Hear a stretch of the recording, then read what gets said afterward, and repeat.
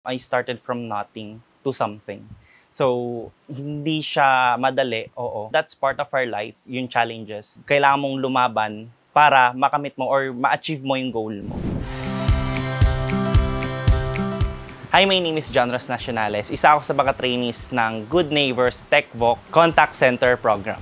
Importante siya sa mga kabataan katulad ko na huminto sa pag-aaral kasi ano siya, para siyang nagiging way namin, other way to help us or help the family all throughout. Sobrang thankful ko dun sa ginawa nung ginawa ng program ng Good Neighbors in the Barangay as well. All throughout the training, na-improve yung communication skills ko, I do have a lot of knowledge prior.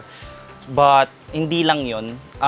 Nung nagkatrabaho ako, na-support ko na yung mga kapatid ko, natulungan ko na yung mother ko sa bills and such. While nagwo-work ako, currently studying din ako sa isang university, taking education course, major in TLE. Ang hirap niyang pagsabayin actually, pero yung pinaka-best achievement na makukuha ko is yung diploma. So, yun yung pinaka-main goal ko. That's why I'm working while I'm studying.